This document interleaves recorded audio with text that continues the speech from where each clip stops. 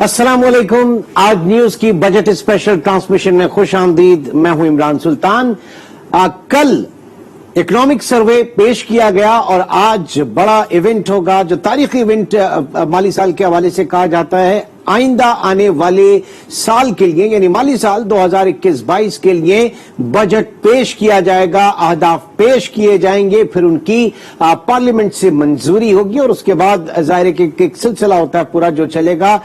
एक direction set होगी कि इस वक्त हकीकी मायने में जो बात की जा रही है कि हमारी मईशत जो है वो स्टेबल हो चुकी है और अब हमें ग्रोथ की तरफ चलना है। जैसे कि कल फाइनेंस मिनिस्टर शौकत तरीन जो है वो कह रहे थे कि स्टेबलाइजेशन हो चुकी, ना वे फॉरवर्ड जो है वो ग्रोथ का है। तो बड़ा फर्क होता है जब आप आईएमएफ प्रोग्राम के अंदर होते हैं तो वो सबसे पहले आपकी ग्रोथ साइड को हटा देते हैं और फिर चूंकि बहुत मुश्किल हालात में आप अप्रोच करते हैं इंटरनेशनल मॉनेटरी फंड को, तो उसकी जो गाइडलाइंस है उनको आपको पूरा करना होता है। और पाकिस्तान के प्रोग्राम में इस मर्तबा फ्रंट लोडेड प्रोग्राम था जिसमें उनकी जो बहुत सारी चीजें थी, जो शराइत होती है, वो पहले से हमने मान ली थी।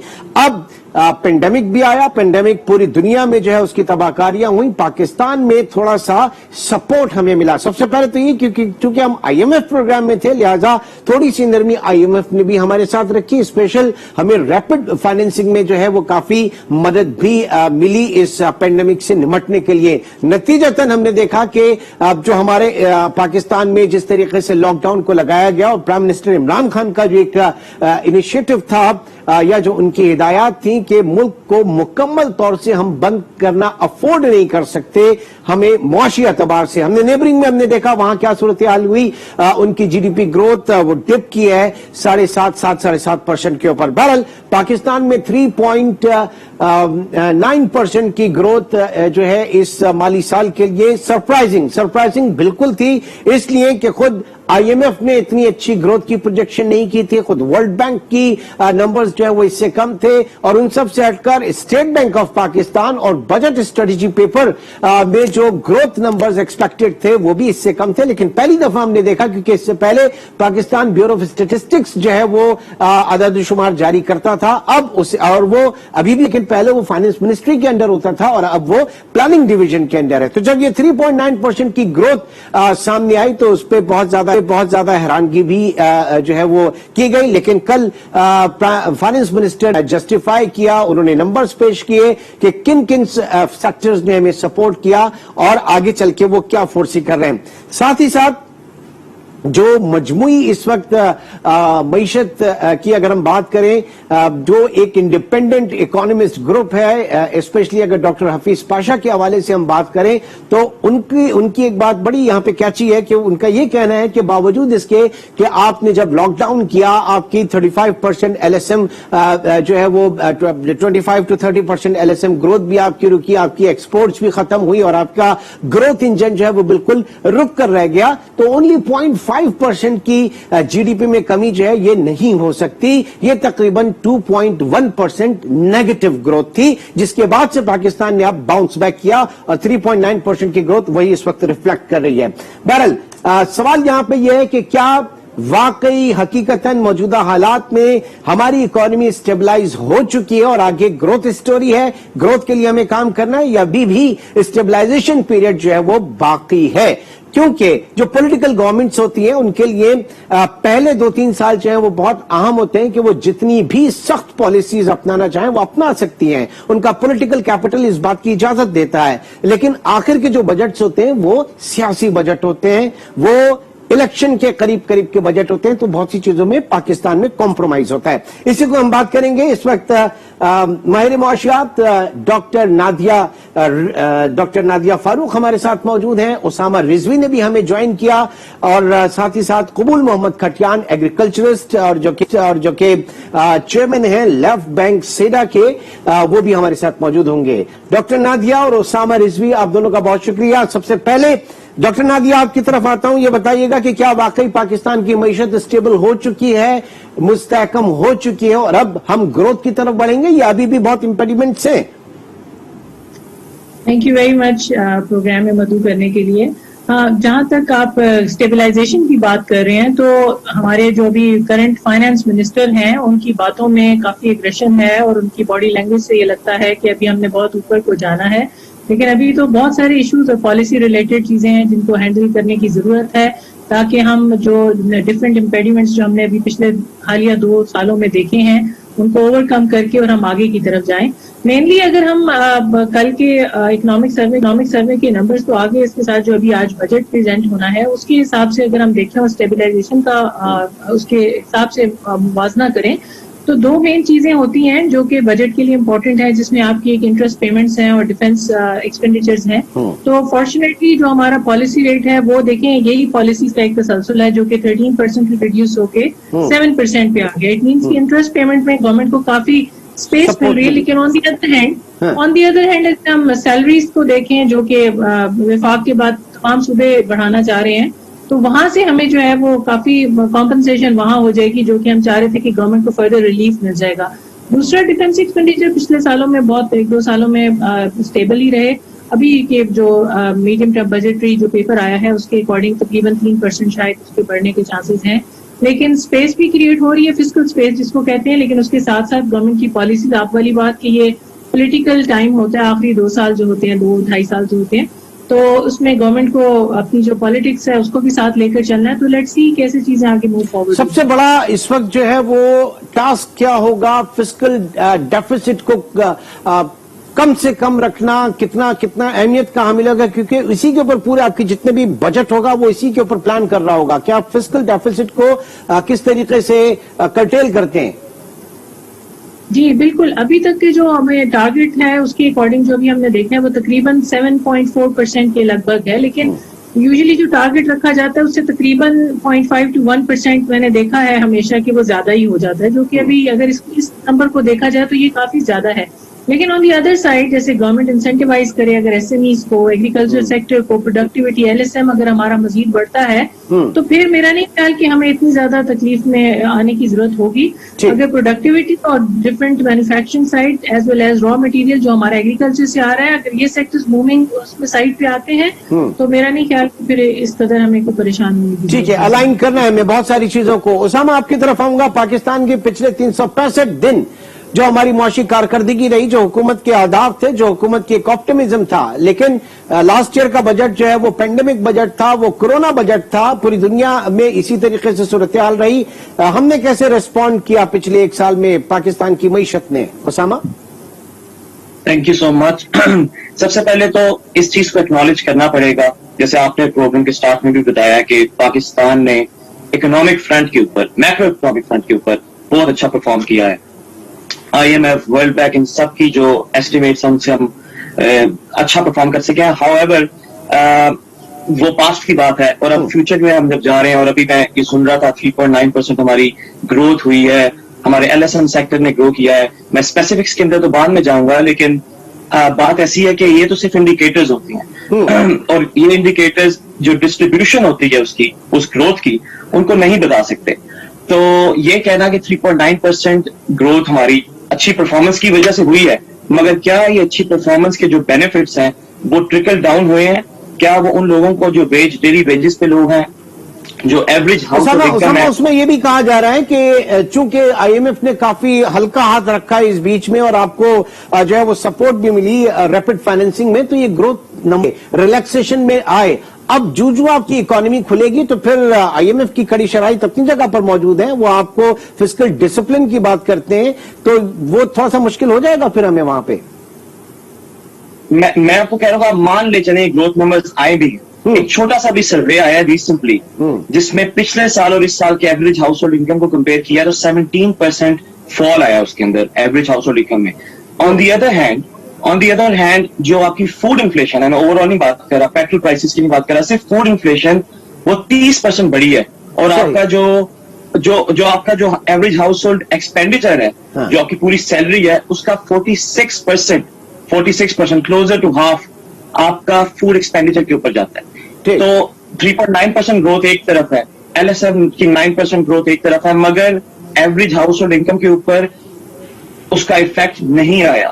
یہ بہت کلیئر ہے. اور آگے جا کے بھی مطلب ابھی ڈیٹیل میں جا سکتے ہیں کہ ہمارا جو کارپوریٹ اسٹرکچر ہے, فیملی اور بزنسز ہے, جو انسینٹیوز ہوتے ہیں, جو آپ کے انکریمنٹس ہوتے ہیں, وہ اس طرح پاس آن نہیں ہوتے. تو یہ جو پوری گروتھ ہے یہ خاص طبقے کے اندر وہ کنفائن ہو کے رہ جاتی ہے. ٹھیک ہے. اچھا, دوسری چیز نادیہ آپ کی طرف آؤں گا, کتنا مشکل ہوتا ہے پاکستان جیسی اکانومی کو ریڈ کرنا, سمجھنا, جبکہ ایک پیرالل اکانومی بھی اس میں ہم دیکھتے ہیں کہ بہت بڑا شیئر ہے. پھر دوسری چیز یہ کہ انڈاکیومنٹڈ اکانومی ہے, تو یہ جتنے بھی نمبرز ہیں اس میں آپ دیکھیں کہ کتنی بڑی اکانومی آپ کی انڈاکیومنٹڈ ہے. تو ایسے میں جب چیزوں کو جب ریسرچ کی جاتی ہے, نمبرز کے اوپر بیس کرنے کی کوشش کی جاتی ہے, تو کتنا ریفلیکٹ اور کتنا نہیں ہو پاتا ہے. Doctor Nadia.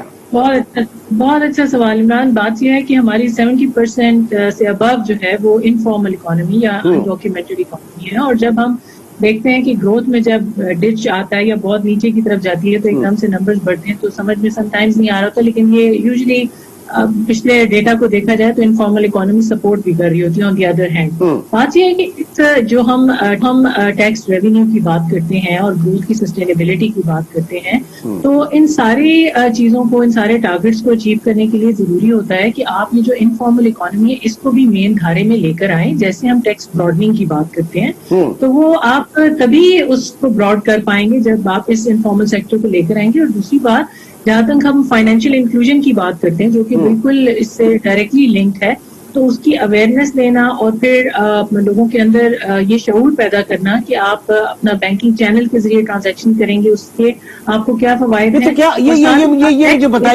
مجھے بتائیے گا, فائنینشیل انکلوژن جو ہے وہ صرف ٹیکس نیٹ کے اندر آنے سے ہوگا, براڈننگ آف ٹیکس نیٹ سے ہوگا, یا کوئی اور بھی سورسز ہوتے ہیں فائنینشیل انکلوژن کے لیے؟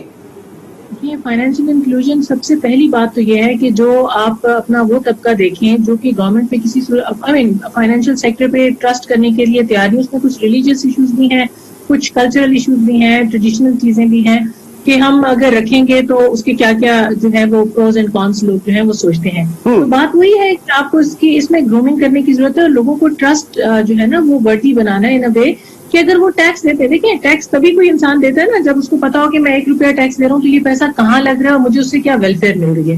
جب تک لوگوں کو یہ یقین نہیں ہوگا وہ اس ٹیکس نیٹ کے اندر بھی نہیں آئیں گے, اور وہ انفارمل اکانومی آپ کی ہمیشہ سے انفارمل ہی رہتی چلی جائے گی. تو یہ سب چیزیں ڈاٹس جو ہیں ان کو کنیکٹ کریں تو آپ کے پاس ایک بگر پکچر آتی ہے. تو یہ سارے جو آرنامنٹس ہیں پوری اکانومی کے, جو سارے ڈاٹس ہیں, سب کو کنیکٹ کرنے کے بعد ہی آپ کے پاس ایک براڈر پکچر آئے گی, اور تبھی جا کے آپ اچھا ایک موازنہ بھی کر سکیں گے اور فارم قسم کی پالیسی ڈیزائننگ بھی ہو سکے گی. ٹھیک ہے, آپ دونوں ہمارے ساتھ موجود ہیں. ناظرین, اس وقت اسامہ رضوی اور نادیہ فاروق, قبول کٹیان بھی ہمیں جوائن کریں گے. ایک چھوٹے سے بریک کے بعد دوبارہ ملتے ہیں. آج نیوز کی بجٹ اسپیشل ٹرانسمیشن میں ایک بار پھر خوش آمدید کہیں گے, اور اس وقت ہمیں ملیحہ لودھی نے بھی جوائن کیا. ملیحہ میمی بنگش نے, معاف کیجیے گا, فائنینشیل ایکسپرٹ ہیں, اور کل بھی ہم ان کے ویوز جان رہے تھے, آج مزید آگے لے کے چلیں گے. ملیحہ سب سے پہلے یہ بتائیے گا کہ جب ہم پاکستان جیسی اکانومی کو اگر ڈسکس کرتے ہیں, اس کو اینالائز کرنے کی کوشش کرتے ہیں, ایک ایسی اکانومی جس کا ایک بہت بڑا پورشن جو ہے وہ پیرلل اکانومی ہے, گرے ہے, جو انڈاکیومنٹڈ ہے, اور پھر اس میں ہم فائنینشیل انکلوژن کی جو ہے وہ ہر گورنمنٹ بات کرتی ہے کہ ہم اس کو فائنینشیل انکلوژن کی طرف لے کر چلیں گے, لیکن ہو نہیں پاتا کیونکہ مختلف لابیز کام کر رہی ہیں اس میں. تو کتنا مشکل ہوتا ہے پاکستان جیسی اکانومی کو ریڈ کرنا, اینالائز کرنا. السلام علیکم Imran, thank you for that fantastic very good and insightful question. اور واقعی آپ نے بہت صحیح کہا, یہ بہت چیلنجنگ ٹاسک ہے, لیکن گڈ نیوز از کہ کیونکہ ہم ابھی ساری دنیا میں ایک ڈسرپشن ہوئی ہے ٹیکنالوجی کی وجہ سے, پیمنٹ سولوشنز کی وجہ سے, فن ٹیک کی وجہ سے, اب یہ جو پیرلل اکانومی کی بات ہے یہ آہستہ آہستہ کم بھی ہو رہی ہے. اور ابھی ہماری کیونکہ پینیٹریشن اگر آپ ایپس کی دیکھیں, انٹرنیٹ کی دیکھیں, اتنی ہو گئی ہے, 150 ملین سے زیادہ لوگ ابھی موبائل یوز کرتے ہیں. تو اگر ہم ایپ بیسڈ اور فن ٹیکنالوجی بیسڈ یہ جو سولوشنز ہیں رول آؤٹ کریں تو اس میں بہت ساری یہ اکانومی اور یہ فائنینشیل انکلوژن کی جو آپ بڑی کریٹیکل بات کر رہے ہیں یہ اس میں ایڈریس ہو سکتا ہے اور ہوئے گا میرے حساب سے. پینڈیمک سے سنیں جی ذرا یہ مجھے بتائیے گا, پینڈیمک سے ہم نے کیا سیکھا, کیونکہ اس وقت ہم دیکھ رہے ہیں کہ پاکستان میں, پورے پاکستان میں میسو ڈرائیو اس وقت چل رہی ہے ویکسینیشن کے حوالے سے, اور ایئرس پلس کے اوپر ٹل 65 ایئرس. تو اور اس کا بینچ مارک صرف ایک ہی ہے, ریکوائرمنٹ صرف ایک ہی ہے کہ آپ کے پاس آپ کا NIC کارڈ ہونا ضروری ہے. تو یہ وہی NIC کارڈ ہے جس کے اوپر شبر زیدی کہہ رہے تھے کہ اس کو آپ اپنا NTN نمبر کر دیجئے تو آپ کا ٹیکس بیس جو ہے وہ بڑھ جائے گا. پھر لوگ ریٹرن فائل کر کے اور پھر اپنے جسٹیفائی کریں گے کہ ادھر وہ ایلیجیبل ہیں یا نہیں ہے ٹیکس ادائیگی کے لیے. تو یہ کانسیپٹ کیسا تھا؟ کہیں نہ کہیں سے تو شروعات کرنی ہے انکلوژن کی. Excellent. I think we are first of all, let me say I'm very, very excited کہ ہم اس وقت میں ہم سب ہیں اور اس کو وٹنس کر رہے ہیں, کیونکہ واقعی یہ ریولیوشنری چیز ہو رہی ہے ہمارے سامنے, ہماری آنکھوں کے سامنے رول آؤٹ ہو رہی ہے. جیسے احساس پروگرام نے اور جیسے ویکسینیشن ڈرائیو نے ایک قسم کا ایک ایز بنا دیا لوگوں کو کہ پرسنس کو ڈاکیومنٹ کرنے کی اور پھر ان کی ٹریکنگ کرنے کی. تو جو ٹریس اینڈ ٹریک کی ہم بات کر رہے ہیں ٹیکس نیٹ کے حوالے سے جو آپ کہہ رہے ہیں, تو ہم اسی مینٹالٹی کو یا اسی لاجک کو کانسیپٹ کو اگر اسی میں ڈالیں تو یہ صرف through your mobile numbers can become your NTN numbers, your ICs national ID cards can become your NTN numbers. تو وہ ٹیکس بیس کو ایڈریس کر سکتے ہیں. اسی طرح میں کہہ رہی ہوں کہ فائنینشیل انکلوژن بھی انہی لائنس پہ. تو اب ڈاکٹر نادیہ فاروق اگر اس کو مان لیتے ہیں اور NIC کارڈ کے حوالے سے ویکسینیشن ڈرائیو سے کچھ سبق سیکھے تو پھر FBR کو ہٹا کے یہ کام NCOC کو دے دے, وہ بہتر کر لے گا شاید. دیکھیں بات صرف یہ نہیں ہے کہ آپ نے لوگوں کو ڈاکیومنٹ کر کے ان کو صرف ایک لسٹ ڈاؤن کرنا ہے کہ کون سا بندہ کہاں پر آ رہا ہے. اس کے ساتھ ایک پراپر میکینزم جو ہے وہ انٹیکٹ ہے. یعنی آپ نے نادرا کے ساتھ جیسے اگر ہم ہمارا لینڈ جتنی بھی لینڈ ایکوزیشن ہے یا جتنی ایسٹس ہیں وہ سارے اگر نادرا کے پاس ہیں اور اسی بندے کا ID کارڈ ہے تو پھر تو بہت اچھی بات ہے. پھر یہ ہے کہ آپ ایکسس بھی کر سکتے ہیں کہ کہاں پر. لیکن یہ جو آپ جب تک اپنی ریٹرن کو فائل نہیں کریں گے, جو آپ کے شارٹر ٹرم کی ایسٹس ہیں جن کا آنا جانا آپ کی جو لیجر یا بیلنس شیٹ کے اندر لگا رہتا ہے, اس کے بغیر تو ہم آئیڈینٹیفائی نہیں کر پائیں گے نا کہ کسی کے پاس کتنے ایسٹس مطلب پورے سال میں اگر اسپریڈ آؤٹ اس کا دیکھیں تو کتنے ایسٹس آئے اور کتنی لائبلٹیز اور کس طرح سے اس کو پاس آن کیا. تو یہ چیزیں بہت ضروری ہیں. پھر اس کے ساتھ ساتھ ہم اپنے جو سکسیس ایگزامپلس ہیں with in the region and across the region بھی ہم دیکھ سکتے ہیں کہ ٹیکس نیٹ جو ہے وہ کیسے جو ہے FBR کی طرح کے ادارے جو ہیں وہ کیسے کام کر رہے ہیں اور ان کو فردر ہم اسٹرینتھن کیسے کر سکتے ہیں.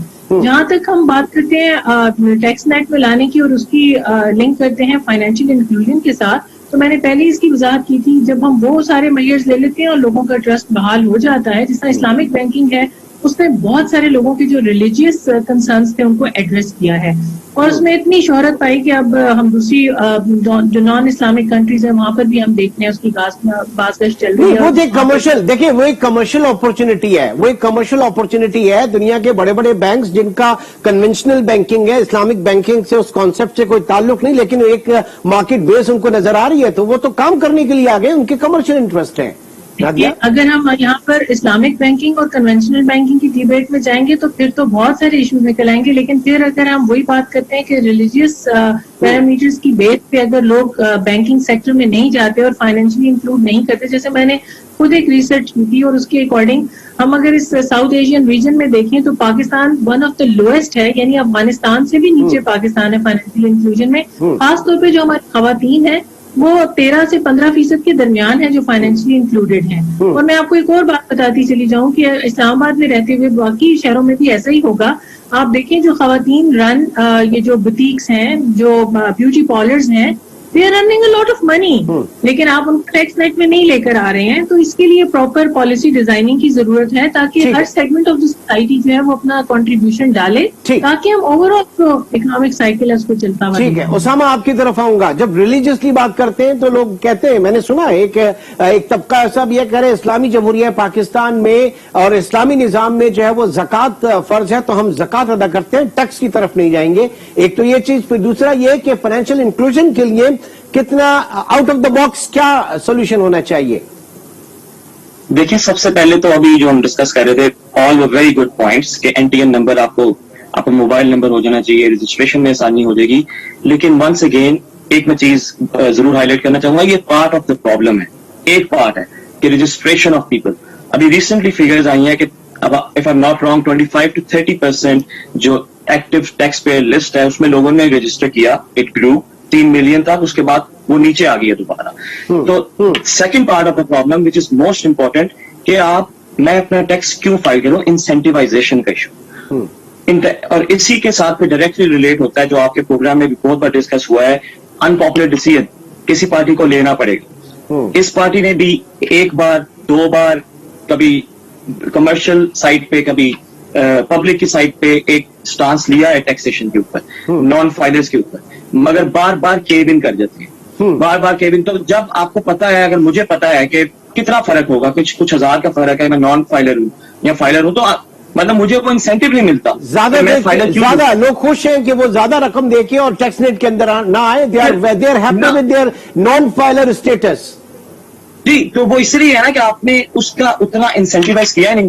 اور ہسٹری آپ اٹھا کے دیکھ لیں, کوئی بھی چیز انسان کو انسینٹیوائزیشن کے بغیر نہیں ہو سکتی. تو میں تو مطلب میں اپنے لوگوں سے, میں دوستوں سے سب سے بات کرتا ہوں, انسینٹیوائزیشن سے زیادہ جو ہے وہ ٹرسٹ ڈیفیسٹ ہے. وہ ٹرسٹ جو ہے اتھارٹی اور ریاست کے درمیان اور عوام کے درمیان نہیں ہے کہ ہمارا ٹیکس پیئر, دیکھیں پاکستان سے زیادہ شاید میں نہیں سمجھتا کہ دنیا میں کہیں فلنتھریپی ہو. پاکستان میں اگر ہم اپنے پیرالل چھیپا کو دیکھ لیں, ہم اور دیگر جو ادارے ہیں جو کہ اس وقت فلاحی خدمات, جو کہ فلاحی ریاست, فلاحی اسٹیٹس جو ہے حکومت کا کام تھا, پیرالل یہاں پہ ادارے کام کر رہے ہیں. پاکستان میں بہت بڑی فیاضیت ہے, بہت زیادہ فلنتھریپی ہے, لیکن وہ چیز ہماری اس مین اسٹریم میں جو ہے وہ نہیں آ پا رہی ہے. دیٹس اے مین ایشو, وہ ٹرسٹ ڈیفیسٹ ہے. تو میں یہی کہہ رہا ہوں کہ اگر ہمیں کلیئر گائیڈ لائنس, کلیئر ایک ہائی لائٹڈ ایک benefit of filing over tax ملے گا تو اس سے ٹرسٹ بلڈ اپ ہوگا کہ اچھا میں یہ چیز ایکٹ کرتا ہوں تو I will get these things in return. اگر یہ میں نہیں کرتا یا جو لوگ نہیں کر رہے مجھے ان کے اگینسٹ یہ بینیفٹس ہیں. ایک کمٹمنٹ ضرور نظر آ رہی ہے. ترین صاحب نے, شوکت ترین صاحب نے واضح کہا کہ ایف بی آر کی ہراسمنٹ نہیں ہوگی. جولائی کے بعد کسی کو جو ہے وہ نوٹسز نہیں سرو ہوں گے. تھرڈ پارٹی آڈٹ ہوگا سیلف اسسمنٹ کے بعد. اب یہ چیز کیا اختیار کرتی ہے, ایک چھوٹے سے بریک کی طرف چلیں گے, اس کے بعد کنٹینیو رکھتے ہیں اپنے ڈسکشن کو.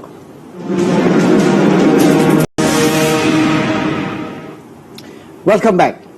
پورا پینل ہمارے ساتھ موجود ہیں. ڈاکٹر نادیہ فاروق, آپ کی طرف آتا ہوں. تو سب سے بڑا پاکستان کا اس وقت اگر مسئلہ ہے تو وہ ہماری غیر دستاویزی معیشت, انڈاکیومنٹڈ اکانومی ہے, جسے ہمیں صحیح کرنا ہوگا. جی بالکل, اس کو ہمیں مین سٹریم میں لانا ہوگا ایکچولی, کیونکہ اس کو لائے بغیر ہم نہ تو ہماری پالیسیز کے اندر سے فلاز نکل سکتے ہیں اور نہ ہی ہم صحیح معنوں میں جان سکتے ہیں کہ ہماری اکنامک گروتھ کا کتنا پوٹینشیل ہے اور اس کو ہم کیسے چینلائز کر سکتے ہیں. یہ بہت زیادہ امپورٹنٹ سیکٹر ہے. آپ اگر کے پی پروونس میں جائیں, بارڈرنگ سائڈ پہ جائیں, آپ کو پتا چلے کہ ٹریڈ کس طرح سے ہو رہی ہے وہاں پر. روکے بھی کافی وہاں پہ چینجز آئی ہیں بارڈر کے اوپر, لیکن اسٹل وہاں پر بہت کچھ ہو رہا ہے. دوسرا کسٹم ڈیوٹیز ہیں, پیرامیٹرز ہیں, کیسے چیک کیا جا رہا ہے. اس کے علاوہ ابھی اگر ہم اس کو دیکھیں تو ای کامرس ایک بہت اچھا ہمارے پاس وے فارورڈ ہے to channelise the informal economy, جس میں بہت سے لوگ ایز این انڈیویجول کیپیسٹی بھی اور ایز این آرگنائزیشن اور کمپنیز بھی اس میں کام کر رہے ہیں, اور جو کہ بہت اچھی, بہت ہیلدی ایکٹیویٹی ہے. لیکن یہ ہمارے لیے ایک بہت اچھا طریقہ ہے. دوسرا, گورنمنٹ کو چاہیے کہ انسینٹیوائز کرے یہ جو مائکرو میڈیم اسمال انٹرپرائزز ہیں, ایس ایم ایز ہیں, ان کے ساتھ کام کرے, ان کو انسینٹیوائز کرے, تو آہستہ آہستہ ان کو نیٹ میں لانا کوئی بڑی بات نہیں رہے گی. مطلب آپ کی اپروچ یہ نہیں ہو کہ آپ ان کو ٹیکس نیٹ کے اندر لے کر آئے, آپ کی اپروچ یہ ہو کہ انسینٹیوائز کر کے ان کو آپ مین اسٹریم جو ہے وہ اکانومی کے اندر لے کے آئیں. ٹھیک ہے, پھر ان کو پھلنے پھولنے کا موقع دیں. جب وہ رجسٹر ہو جائیں گے پھر آپ ٹیکسیشن کی طرف آئیے گا.